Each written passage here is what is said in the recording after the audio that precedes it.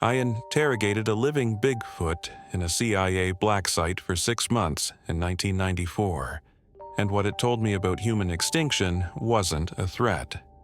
It was a medical diagnosis, and I've spent the last 30 years watching every single prediction come true. Some people might think I'm fabricating this to explain away a career that ended in disgrace, but I'm 71 years old now. I have maybe 8 months left, according to my neurologist, and I need someone to know what I learned before it's too late. My name is Dr. Marcus Holloway. I spent 34 years with the Central Intelligence Agency, the last 12 in a division that doesn't appear on any organizational chart. Special Activities Division, Xenobiological Intelligence Section. We were the people they called when something fell outside normal parameters of threat assessment. And in September of 1993, they called me into a briefing I was never supposed to attend. I was 51 years old then, coming off a psychological operations assignment in the Balkans, looking forward to a desk rotation at Langley. I'd earned it. 3 decades of field work, 2 failed marriages, and a daughter who barely knew me. I wanted paperwork and predictable hours. Instead, I got a phone call at 2 in the morning telling me to report to Deputy Director Carver's office immediately. No briefing materials, no context, just come now. The September air in Virginia still held summer's humidity as I drove through the empty streets to headquarters. Langley at night always felt different, more honest somehow, like the building exhaled the day's performance and showed its true nature. I badged through security, took the elevator to the 7th floor, and found Carver's office lit up like midday. He wasn't alone.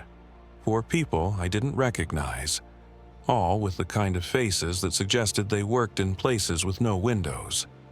Military contractors, maybe, or defense intelligence. Carver didn't waste time on introductions. He dimmed the lights and started a video projector. The footage was grainy, night vision green, shot from what looked like a helicopter's perspective. Dense forest, probably Pacific Northwest based on the tree coverage. Then the camera focused on a clearing where at least 20 figures in tactical gear surrounded something. They were using net guns, the kind designed for large animal capture.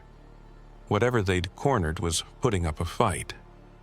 I could see trees shaking, equipment flying, men being thrown backward with force that shouldn't have been possible. "This was taken 4 days ago," Carver said, his voice flat.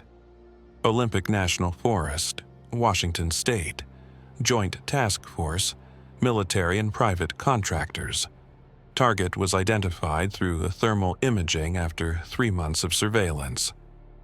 The camera zoomed in, and my coffee mug stopped halfway to my mouth. In the center of that net, thrashing with incredible strength, was something massive. Easily 8 feet tall, covered in dark brown hair, broad shoulders that made the tactical team look like children. The thing's face was visible for just a moment as it turned toward the helicopter's spotlight. Not human, not ape, something else entirely.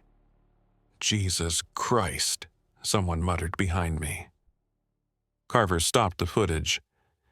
"Subject is currently contained at a facility in the Cascade Range. Sedated, monitored, biologically stable. Preliminary analysis suggests it's not a hoax. Tissue samples, bone density, neurological activity, all consistent with a living creature of unknown taxonomy." He turned to face me directly. "Dr. Holloway, your psychological operations background and your xenobiology training make you uniquely qualified for this assignment." I almost laughed.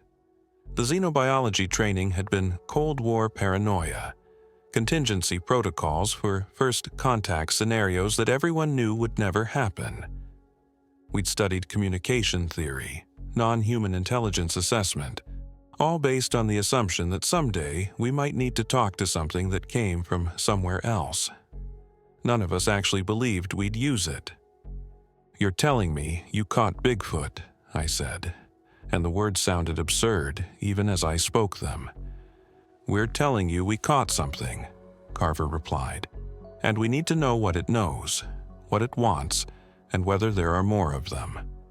You have 72 hours to review the preliminary data, then you're on a helicopter to the containment site.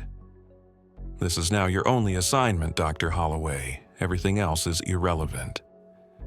3 days later, I was in that helicopter, watching the Cascade Range unfold beneath me like crumpled green paper. We landed at what looked like an old logging facility, but the security was anything but abandoned. Biometric scanners, armed guards with weapons I didn't recognize, and a level of operational security that suggested this place didn't exist on any map. They walked me through corridors that smelled like disinfectant and fear, past laboratories where technicians worked behind triple-sealed glass, until we reached Observation Room 7. The facility director, a woman named Dr. Patricia Santos, handed me a tablet filled with medical readings I barely understood. "Subject's vitals are stable," she said. "Intelligence assessment suggests cognitive function significantly above normal primates. It's been watching us, learning our routines, waiting." "Waiting for what?" I asked. She pointed to the observation window. "Maybe waiting for you." I looked through the reinforced glass into a cell that had been built to contain something dangerous. Concrete walls 3 feet thick, restraints designed for something with the strength to bend steel. And there, sitting perfectly still in the center of the room, was the creature from the video. Larger than I'd imagined. More present. Its eyes, dark and intelligent, were fixed directly on the observation window. Directly on me. Every protocol I'd ever learned, every threat assessment framework, every assumption about what was possible in the world, suddenly felt inadequate. I was looking at something that wasn't supposed to exist, and worse, something that was looking back with what I could only describe as recognition. The facility director's voice came through the intercom.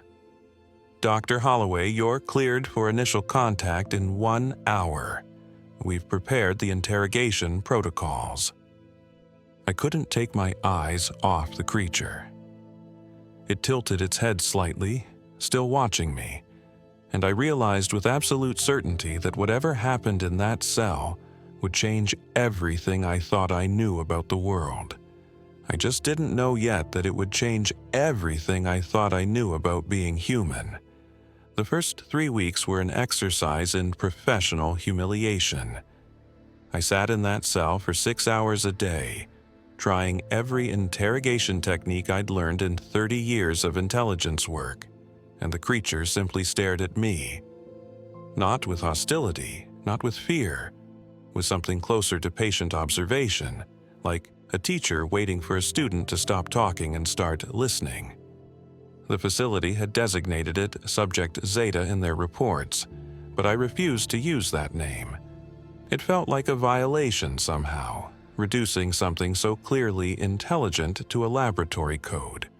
So, in my private notes, I just wrote the subject.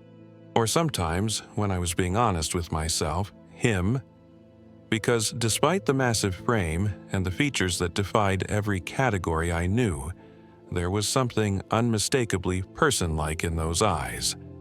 The cell was 15 feet by 20 feet, temperature controlled to 68 degrees, monitored by cameras from 4 angles. The creature sat in the same position every day, cross-legged on the reinforced floor, hands resting on his knees, breathing slowly. His chest rose and fell in a rhythm that suggested meditation more than captivity. Sometimes he'd close his eyes for hours. Other times he'd watch me with an intensity that made my skin prickle. I tried standard approaches first. Direct questions in English, then Spanish, then Mandarin. Nothing. I tried showing him images, simple concepts like food, water, shelter, trying to establish basic communication.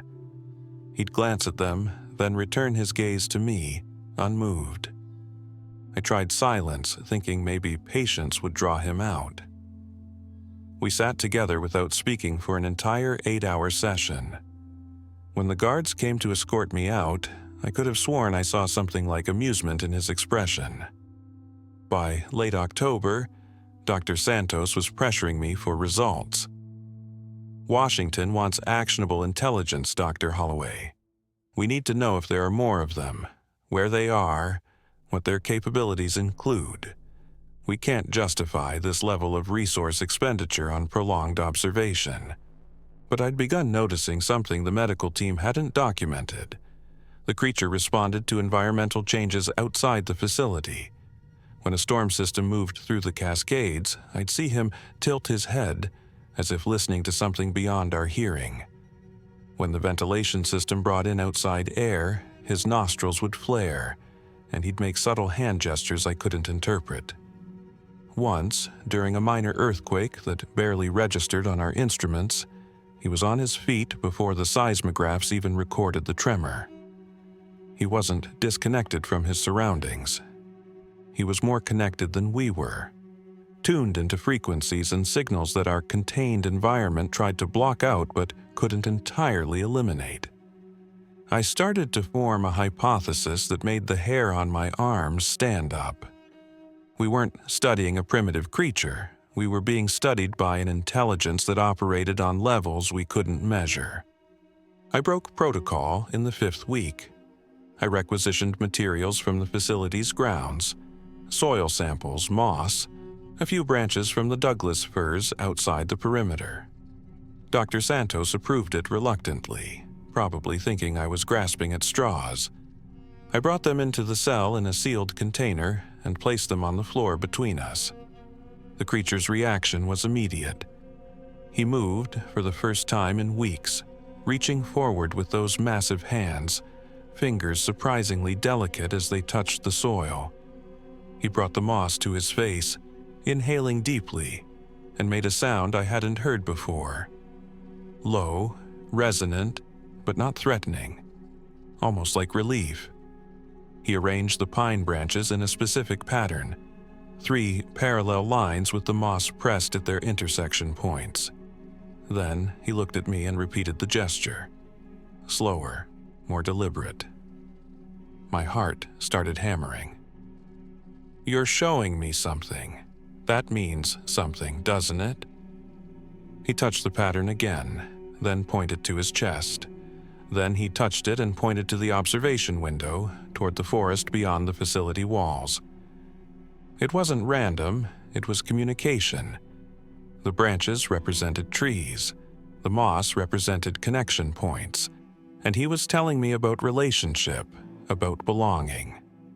I requested a consultation team the next day. Dr. Sarah Chen, a computational linguist from Berkeley who'd worked on primate communication studies, and Dr. Robert Whitmore, an anthropologist who'd spent 20 years studying indigenous Pacific Northwest cultures. They both signed non-disclosure agreements that would land them in federal prison if violated, then joined me in observation. Sarah watched the footage of my sessions obsessively, building pattern recognition models. "He's not using random gestures," she said during our 3rd week together. "There's syntax here, consistent structure. He's teaching you a language, Marcus, or testing whether you're capable of learning one." Robert focused on the symbolic arrangements. He brought in reference materials on Pacific Northwest indigenous pictographs, comparing them to the patterns the creature created with the natural materials. "Some of these match glyphs from Lummi and Snoqualmie traditions," he said, his voice shaking slightly. "Stories about the wild people of the deep forests. But these pictographs are thousands of years old. How would he know them unless his people were here first," I finished, "unless the stories aren't mythology."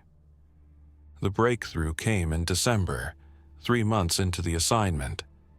I'd been working with the creature for 6 hours, Sarah and Robert observing from outside, when I tried something desperate. I drew a simple family tree on a whiteboard. Stick figures representing parents and child, the universal diagram of lineage. The creature studied it for a long moment, then stood up. He moved to the wall and used his finger, still dirty from the soil I'd brought him days before, to draw on the concrete. His drawing was more sophisticated than mine. He drew figures, but with subtle differences in size and posture. At the top, he drew what looked like himself. Broad-shouldered, covered in marks, suggesting hair. Below that, branching off, he drew a human figure, smaller, narrower, less hair. Between them, he drew a broken line. Then he did something that stopped my breathing. He drew additional figures of his kind, scattered across the top of his diagram. And below, spreading out like a flood, dozens of human figures. Sarah's voice came through my earpiece. "Marcus, ask him about the timeline. When did the split happen?" I held up fingers, trying to indicate time periods, years, centuries. The creature watched my attempts, then reached down to the pile of natural materials. He selected small pebbles and began arranging them. One pebble, then a gap. Another pebble, a gap. He did this 70 times, creating a long line of stones with careful spacing. Then he pointed to the last stone, and then to the drawing of the human figure. 70,000 years, Robert whispered from the observation room. "He's saying we split from them 70,000 years ago." The creature returned to the wall drawing. He touched the figure of his kind, then placed his hand over his heart. Then he touched the human figure and made a gesture I'd seen him make before, hands moving apart quickly, like explosion or expansion. Finally, he drew one more thing beneath the human figures. A single word, carefully formed in English letters that he somehow knew, that he'd learned from watching us through the observation glass for 3 months. The word was mistake. I stood there, staring at that concrete wall, at a family tree that rewrote human history, drawn by a creature that wasn't supposed to exist, and I realized with absolute certainty that I wasn't interrogating a prisoner.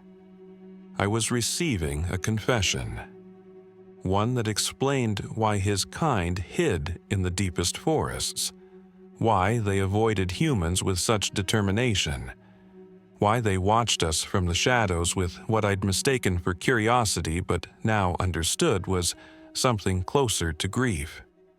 We weren't the inheritors of Earth. We were the accident that got loose.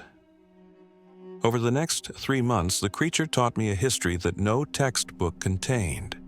He called himself Kahlesh, a name that sounded like wind moving through canyon walls. His people, the ones he drew at the top of that family tree, had a name for themselves that translated roughly as the first walkers. And they had been on Earth for 4 million years. I know how that sounds. I know what every scientific model says about human evolution, about fossil records and genetic drift and natural selection. I'd studied it all. But Kailash wasn't speaking in abstracts or metaphors. He was describing his people's history with the precision of someone who'd been taught it the way we teach children about the Revolutionary War. Specific, memorized, preserved across generations because forgetting meant extinction.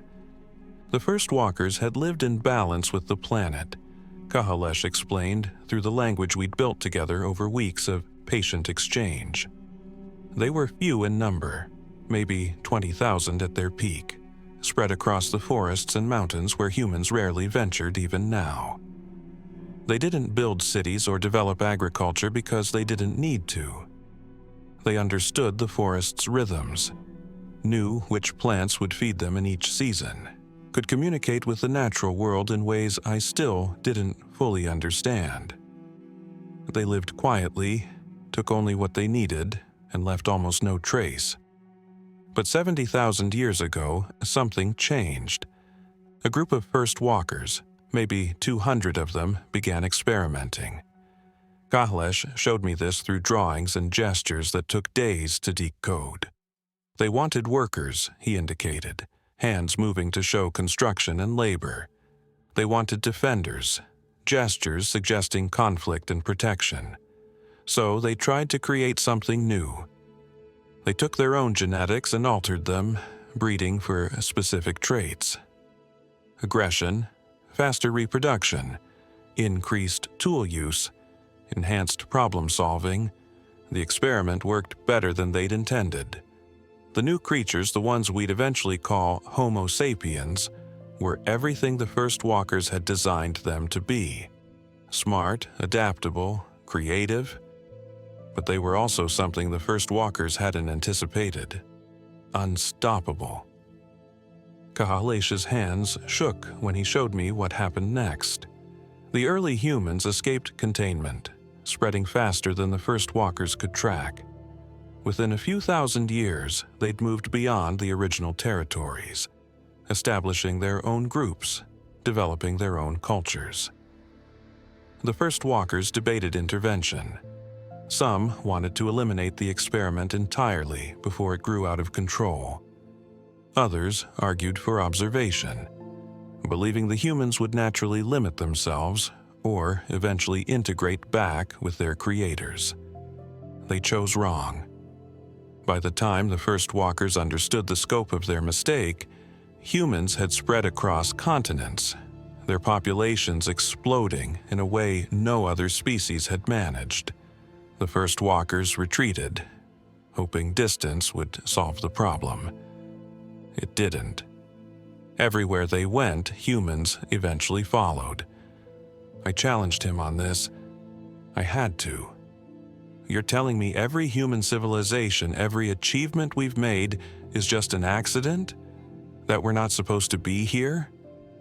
Kahlesh looked at me with those dark eyes and made a gesture I'd learned meant sadness. He picked up the whiteboard marker and wrote slowly, laboriously, in English he'd pieced together from watching us. You were supposed to be better. Instead, faster. He drew again, showing me archaeological sites I recognized. Göbekli Tepe in Turkey, built 11,000 years ago with massive stone structures that shouldn't have been possible for supposed hunter-gatherers. Kahlesh indicated that first walkers had been there, watching, trying to guide the humans towards sustainable practices. It hadn't worked. The humans built and moved on, always consuming, always expanding. Dr. Chen had arranged for genetic testing, keeping it off the official facility records. When the results came back, she called me into a private room, her face pale. Marcus, I don't know how to explain this. His DNA is 99.7% identical to human DNA, but there are markers, specific genetic sequences that look intentionally placed. Like code, like instructions someone wrote. Our aggressive genes, I said quietly. The ones that make us compete and expand and consume. They're the modifications. We're the edited version. Sarah nodded slowly. According to this analysis, those genes were spliced in, but the technology to do that shouldn't have existed 70,000 years ago. Maybe it did, I said, just not human technology. Robert Whitmore struggled with the implications more than Sarah did. He'd spent his career studying human cultures, celebrating human achievement. The idea that we were essentially an invasive species, engineered by something else and set loose, violated everything he believed. He stopped coming to the observation sessions after Kahlesh showed us population comparison charts drawn in the dirt of his cell. First, walker numbers at the top, a flat line barely changing over millennia. Human numbers below, a curve shooting upward like a hockey stick. exponential growth that showed no signs of slowing. "Look at what we've built," Robert argued during one heated discussion. "Art, music, medicine, space exploration. That's not a mistake, that's magnificence." Kahlesh had been listening through the observation glass. He moved to the wall and drew again. Human achievements on one side, beautiful and complex. On the other side, he drew the Earth, and covering the Earth, spreading like a stain, he drew the human figures again, multiplying, consuming everything beneath them. Then he wrote one word: cost. I asked him about his people's numbers now. Kahlesh held up both hands, fingers spread. Then he closed them into fists and opened them again, showing fewer fingers. He did this twice more, each time showing fewer. My translator estimated he was saying less than 10,000 remained worldwide, a 95% population collapse over 70 millennia. Not from disease or natural disaster, from displacement, from watching their forests cut down, their territories flooded with human expansion, their hiding places discovered and destroyed one by one. The worst part came when Kahlesh showed me the decision point. He drew a mushroom cloud, the universal symbol everyone recognized. Nuclear weapons. He indicated the 1950s, the era of atomic testing, and showed first walker figures gathering, debating. They'd watched humans split the atom, harness the power to destroy continents, and they'd held an emergency council. The question wasn't whether humans would destroy themselves. Kahlesh made that clear. The question was whether to let us take the rest of the planet down with us. I sat on the cold floor of that cell, watching this creature draw humanity's history from a perspective we'd never considered.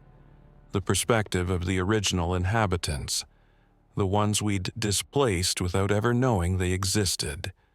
And I realized Kahlesh wasn't our prisoner. He was our witness, and possibly our judge. "What did your council decide?" I asked, though I wasn't sure I wanted the answer. Kahlesh drew one more symbol, a calendar with the year 1987 circled. Then he drew the Earth again, and around it he drew something that looked like cells or antibodies, defensive systems activating. "What happened in 1987? I asked. Kahlesh looked directly at me and spoke, his voice like stones grinding together, forming words in broken English he'd learned from 3 months of captivity. "We told Earth about the sickness, about you." Kahlesh spent the next 6 weeks teaching me something that sounded like mysticism, until I understood it was actually biology we'd forgotten. The first walkers could communicate with Earth's living systems, not through magic or telepathy, but through electromagnetic frequencies and chemical signals that humans had lost when we were modified. Our brains had been rewired for tool use and abstract thinking. In the process, we'd been disconnected from the planetary network that every other species still accessed. He showed me by example. When I brought fresh soil into the cell, he'd press his hands into it and go very still, his breathing slowing to nearly nothing. The monitoring equipment would spike, showing unusual electromagnetic activity around his body, frequencies between 8 and 13 hertz. The same frequencies Sarah discovered that fungi used to communicate through forest soil, the trees used to warn each other of threats. Kahlesh wasn't reading minds. He was reading the forest's chemical vocabulary, the warning signals in root systems, the pheromone messages carried on wind currents. "Your people lost this when we made you," he said, his English improving daily as he absorbed our language with unsettling speed. "Made you think different. Think about future, about tools, about control. But lost the listening, lost the connection. In 1987, Kahalesh explained, the remaining first walkers had held their council in a valley deep in the Brooks Range of Alaska, one of the last places humans rarely ventured. They'd debated for 3 months. Some argued for complete withdrawal, hiding so deep that humans would never find them, letting our species burn itself out. Others advocated for direct intervention, revealing themselves, trying to teach humans what we'd forgotten. But the majority reached a different conclusion. They would inform Earth itself about the human problem, activate the planet's immune response, and let nature handle what the first walkers couldn't. I started keeping 2 sets of notes. The official reports I filed with Dr. Santos contained sanitized summaries, clinical observations, nothing that would raise alarms. But in encrypted files on a personal laptop I kept in my quarters, I documented everything Kahalesh told me. And then, I did something that still gives me chills 30 years later. I started checking his predictions against classified environmental intelligence that the CIA collected from around the world. Kahalesh had described specific markers, things that would happen as Earth's immune system ramped up its response to human overpopulation. Coral reef die-offs accelerating beyond natural cycles. Jet stream patterns destabilizing in ways climate models didn't predict. Topsoil depletion happening faster than agricultural science expected.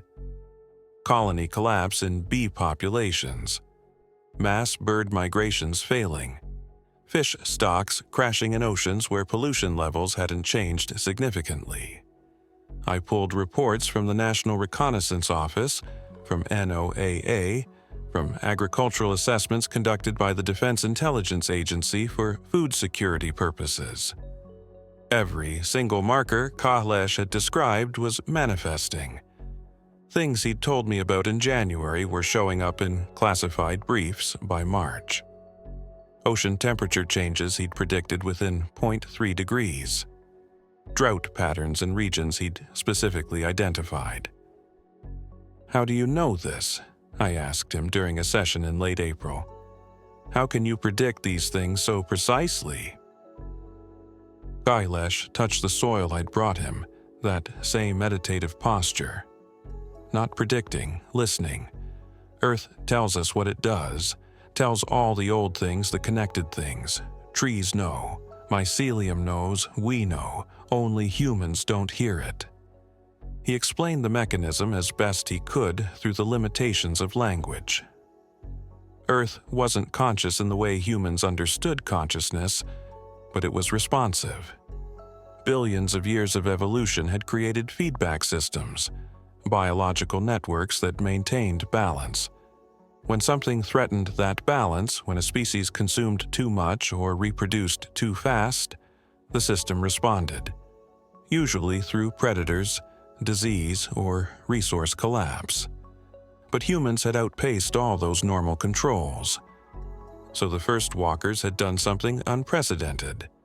They'd used their remaining connection to the planetary network to send a warning, to highlight humanity as a systemic threat. They'd essentially told Earth's immune system, "This species is the infection. This is what's killing you." And Earth had listened.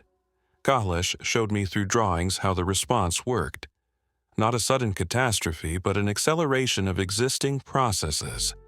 Climate change was real and human-caused, but now Earth was amplifying the effects, pushing back harder. The feedback loops we triggered were being enhanced by biological systems we didn't know existed. Microorganisms in the soil changing their behavior. Ocean currents shifting beyond what carbon dioxide levels alone would explain.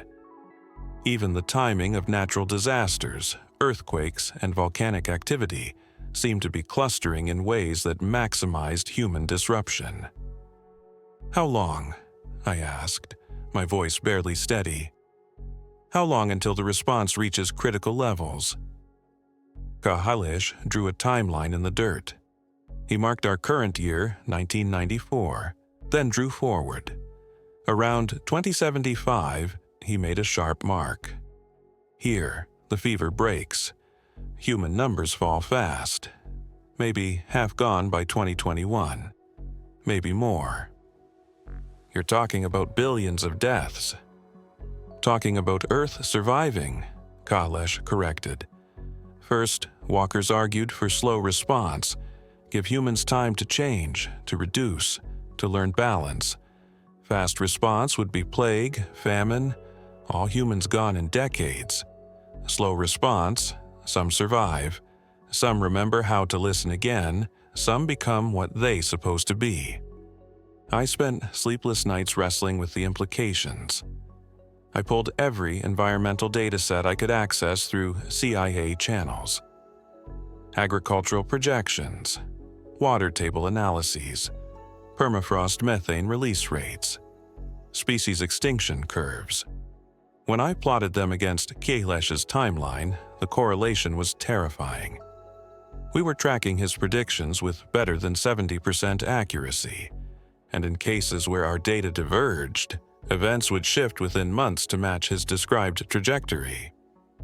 Dr. Santos noticed my obsession. She called me to her office in early May. "Your reports are getting thin, Dr. Holloway. Washington wants actionable intelligence. Weapons, vulnerabilities, population estimates, territory mapping. They're not paying for philosophy sessions. What if the real intelligence is strategic threat assessment?" I countered. "What if these creatures aren't the threat?" Her eyes hardened. "Explain." I couldn't. Not without revealing Kailash's whole story, not without sounding insane. I need more time. The subject is revealing information, but it's complex, cultural, historical. I need to understand the full context before I can assess threat levels accurately. She gave me 2 more weeks. Then, she said, decisions would be made above my clearance level. I understood what that meant. Vivisection. Weapons testing. Termination. That night, Kailash looked at me through the observation glass before I even entered the cell. When I sat down, he spoke without prompting. "You believe now. You checked. You see I tell truth." "Yes," I admitted. "But if I report what you've told me, they'll either think I'm insane or they'll panic. Either way, you'll be dissected to find out how you know these things. They'll hunt your people to extinction trying to stop what's already started." Kailash made a gesture of acceptance I'd seen before, a kind of peaceful resignation. "Already too late. For me, for my people, maybe for yours. Earth makes diagnosis. Treatment begins. Only question now, do some humans learn? Do some survive and remember? Or do all forget and disappear?" 2 days later, Director Santos gave me 48 hours notice. Kailash was being transferred to a military medical facility in Nevada. The experiment in communication had yielded insufficient results. Now, they would try direct biological analysis. She used those exact words, direct biological analysis. Like he was a specimen instead of a person. Like he wasn't the last witness to a history we'd erased. I had 2 days to decide what kind of human I was going to be.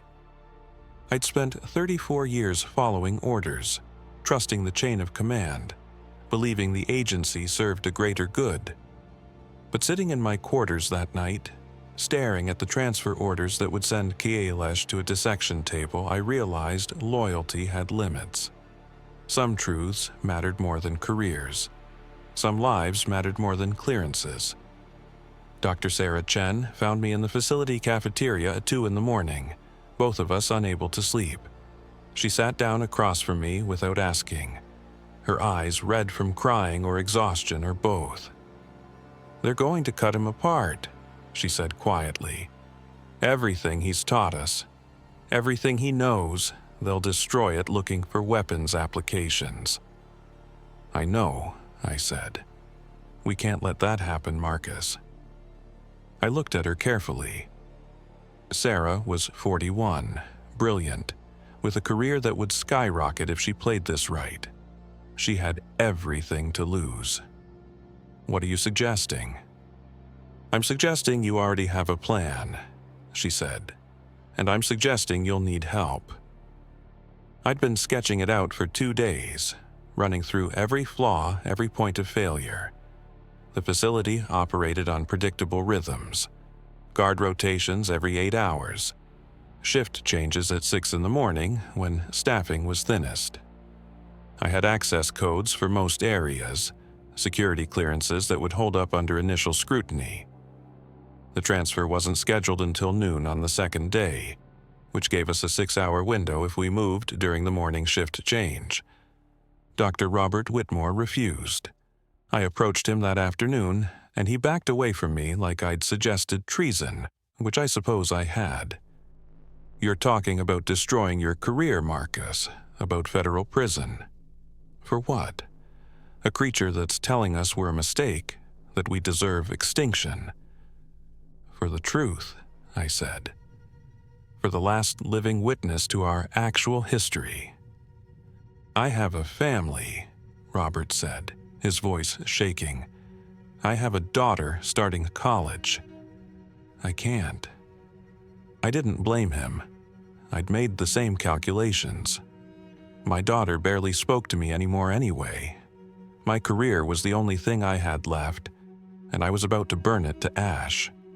But some choices define who you are in ways you can't come back from.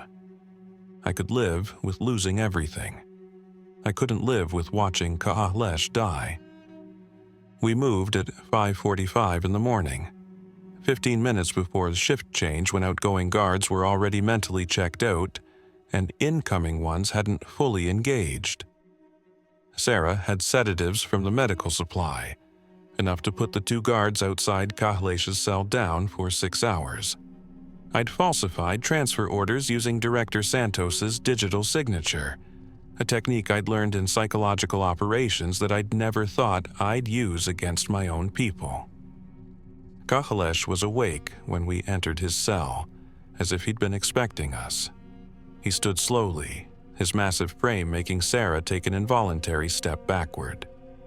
You choose, he said simply. You choose truth over tribe. We need to move fast, I said. Can you run? He'd been captive for 6 months, confined to a 15 by 20 foot cell, but he moved with a fluid strength that suggested those months had barely diminished him. We took the service corridors, avoiding main hallways and camera angles I'd memorized over half a year of working in this facility. Sarah carried the forged transfer documents. I carried a sidearm I hoped I wouldn't have to use. We made it to the vehicle bay before the alarms went off. Someone had found the sedated guards earlier than I'd calculated, or maybe Robert had reported us despite his fear. Either way, we had minutes, not hours. I commandeered a facility SUV, and we drove through the security gate on momentum and my security credentials before anyone had updated the system to flag us. The Cascade Range unfolded around us as we drove west, away from the facility toward Olympic National Forest, where Ka'ahlesh said others of his kind maintained territory. Sarah navigated using coordinates Ka'ahlesh provided, hand gestures and broken directions that somehow made sense. Behind us, I could see helicopter searchlights starting to sweep the mountain roads. Ka'ahlesh guided us onto logging roads that barely qualified as roads, paths my SUV shouldn't have managed but somehow did. We drove for 2 hours, going deeper into old-growth forest that GPS couldn't map accurately, until Ka'ahlesh made a sound I'd never heard from him before. Something between a call and a song, resonating through the vehicle's frame. We stopped in a ravine thick with cedar and Douglas fir, and Ka'ahlesh led us on foot. He was limping now, injuries from his capture 6 months ago finally showing, but he moved with purpose. The helicopter sounds grew closer, searchlights cutting through the morning mist. Ka'ahlesh pressed us against the ravine wall, and I felt something change in the air, a pressure shift or temperature drop I couldn't quite identify. The helicopter passed directly overhead, its thermal imaging somehow not seeing us despite our body heat signatures that should have lit up their screens like flares. "How did they miss us?" Sarah whispered. Kahalesh touched the rock wall, that same meditative gesture. Earth helps those who help Earth. We walked for another hour, Kahalesh occasionally making those resonant calls, until 3 figures emerged from the forest ahead. They were similar to Kahalesh but different. One slightly smaller with reddish fur, 2 others broader and darker. They approached cautiously, and Kahalesh made sounds that were clearly language, clearly communication. The reunion was quiet. No dramatic embraces, but I could see the relief in how they stood together, how they touched each other's arms in reassurance. Kahalesh turned to us one last time. He placed one massive hand on a cedar trunk, then on his chest, the gesture we'd established months ago for home and self. Then he did something that made my throat tighten. He placed his hand over my heart, gentle despite his strength, and spoke clearly. "You chose listening over control. Some humans remember. Some still can." "Come with us," Sarah said suddenly. "We can document everything properly, publish it, make people understand." Kahalesh made that sad gesture again. "Your people fear truth more than extinction. You tell them, they hunt us harder. They hunt you too for knowing." He reached into a crevice in the rock and pulled out something wrapped in waterproof material. Inside were papers, photographs, vials of what I assumed was tissue samples. Evidence for when you ready to show, when humans ready to listen. The helicopter sounds returned, closer now, with additional aircraft. Kahalesh and the others began to move deeper into the forest, but he looked back once. "Thank you for seeing, for choosing different." Then they were gone, absorbed into the old-growth forest like they'd never existed. And Sarah and I stood there with evidence no one would believe, and a choice that had already cost us everything. The tactical team found us 20 minutes later. I didn't resist arrest. I'd known this was the price when I'd made the decision. Sarah tried to run, and I hope she made it, though I never heard from her again. They separated us immediately, and I spent the next 72 hours in interrogation rooms explaining myself to people who'd already decided I was either a traitor or insane. The deal they offered was simple: forced retirement, psychiatric evaluation, permanent surveillance, and silence about everything I'd learned. The alternative was federal prosecution, 20 years minimum, and they'd still bury the truth. I took the deal because I understood something they didn't. The truth didn't need me to prove it. Kahalesh had said it himself. Earth was already delivering the diagnosis. Eventually, everyone would see the symptoms. My job wasn't to convince anyone. It was just to survive long enough to witness. They let me keep my memories because they assumed no one would believe me. They were right for a long time. I spent the first 5 years of forced retirement in a small house outside Portland, monitored constantly. My phone tapped, my internet access logged. Every conversation felt like another interrogation. I learned to stay quiet, to watch, to document privately what I couldn't share publicly. Sarah Chen died in 2001. The official report said, car accident, single vehicle collision on a rain-slick highway. But Sarah was one of the most careful drivers I'd ever known, and the accident happened 3 days after she'd tried to contact me through a mutual friend, saying she had new information. I went to her funeral and said nothing, understanding that some silences kept you alive. The evidence Kahlesh had given me stayed hidden in a safety deposit box under a false name. I looked at it only twice in 30 years, too afraid of leading them to it, too afraid of what would happen if the wrong people found those tissue samples and realized what they meant.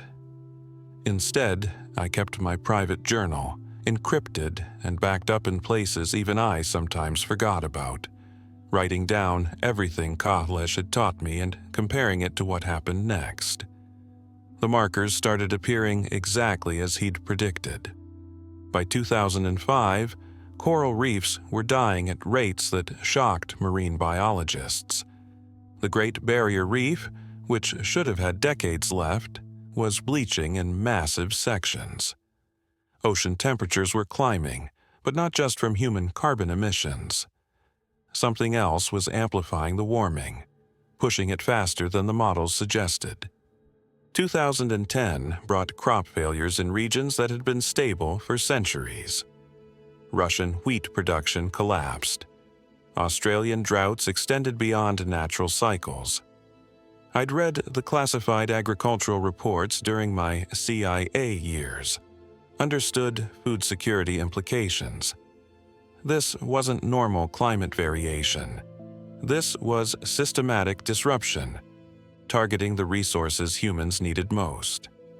By 2015, the patterns Kahlesh described were undeniable to anyone paying attention. Bee colonies collapsing worldwide. Bird migration routes failing. Entire species showing up hundreds of miles off course or not showing up at all.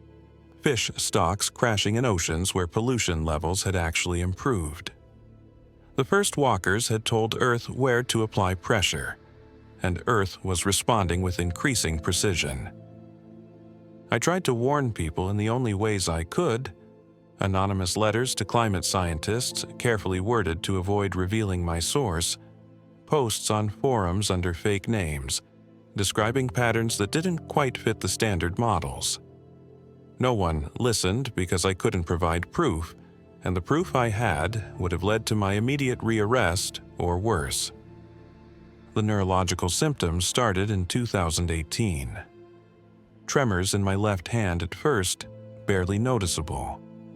Then balance problems, moments where my brain seemed to skip like a scratched record. The diagnosis came 6 months later. Early onset neurological degeneration, cause unknown, prognosis poor. The doctors gave me 10 years maximum. I understood the irony immediately. I was dying on the same timeline as my species, just faster. 2020 brought the pandemic, and I recognized it instantly for what Kahlesh had described. Earth testing delivery mechanisms, experimenting with how to target the species that had been marked as infection. The virus itself was natural, but its spread, its timing, felt like a probe, a warning shot. By 2022, the temperature records were breaking every model. Heat domes killing thousands in regions that had never experienced such extremes. Glaciers collapsing decades ahead of schedule. Sea level rise accelerating beyond what atmospheric carbon alone could explain. I pulled out Kahlesh's timeline from my locked files and checked the dates. We were tracking his predictions with 73% accuracy now, and every year the accuracy increased. Last year, 2023, I started having days where I couldn't remember simple things. Words would disappear mid-sentence. I'd find myself in rooms without knowing why I'd entered them. The doctors adjusted my medications and told me to prepare. My daughter, who I barely knew anymore, helped me arrange my affairs with the awkward kindness of someone fulfilling obligation rather than love. I didn't blame her. I'd chosen my secrets over my family long ago. 3 months ago, my neurologist gave me the final timeline. 6 to 12 months, probably closer to 6. Motor function will go first, then cognitive ability, then everything else. I decided then that silence had protected nothing. Kahlesh had trusted me with the truth, and I'd spent 30 years watching it unfold exactly as he'd described. The least I could do was leave testimony. I took one final trip last month, hiking into Olympic National Forest, despite my failing balance, despite the tremors that made the trail difficult. I went to the area where we'd released Kalesh 30 years ago, where he'd disappeared into the trees with his people. I didn't expect to see anyone. The first walkers had learned to hide too well, and after Sarah's death I'd never tried to find them again. But as I sat on a fallen cedar catching my breath, I saw him. Not Kalesh, he'd be ancient now if still alive, but one of the others. Younger, standing at the forest edge exactly the way Kalesh had stood in that cell, watching with patient intelligence. We looked at each other for maybe 5 minutes, and I understood he knew who I was, knew what I'd done. The stories had been passed down. When I stood to leave, I found something I hadn't noticed before. Stones arranged in a careful pattern on the trail, forming a word in English letters that took me a moment to recognize.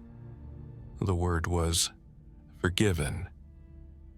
I cried then, something I hadn't done in decades, understanding that the first walkers bore no hatred despite everything. They'd made their diagnosis, activated Earth's response, and now they were simply watching the fever run its course. They'd forgiven me personally because I'd chosen differently, even though I couldn't change the outcome.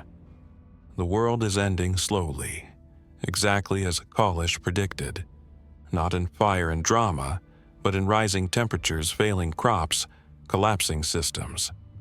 The 2075 marker he drew in the dirt 40 years ago is approaching.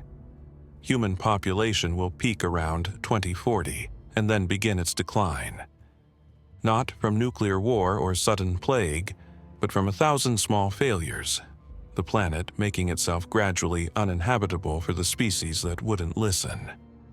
I'm recording this in my kitchen, my hands shaking too badly to write anymore. The evidence is in the safety deposit box. Instructions for my lawyer to release it after my death. Tissue samples, photographs, my encrypted journals, everything Kalesh gave me. Whether anyone believes it doesn't matter anymore. The diagnosis stands regardless of belief. I interrogated a Bigfoot in a CIA black site for 6 months in 1994. It told me humans weren't the inheritors of Earth, but the escaped experiment, and our extinction wasn't murder, but medicine. I've spent 30 years watching every prediction come true, every marker appear exactly as described. And now, I'm leaving this testimony not as warning, we're past warnings, but as explanation. So that someday, if any humans survive the fever, they'll understand what happened and why. We weren't destroyed by monsters. We were diagnosed by the planet's original caretakers and found terminal. The treatment is already underway. The only question left is whether any of us learn to listen before we disappear entirely. This is Dr. Marcus Holloway, 71 years old, 6 months left according to my neurologist, 30 years too late to matter. If you're hearing this, I'm already gone. But the truth remains, whether anyone believes it or not. We are the mistake, and Earth is finally correcting us.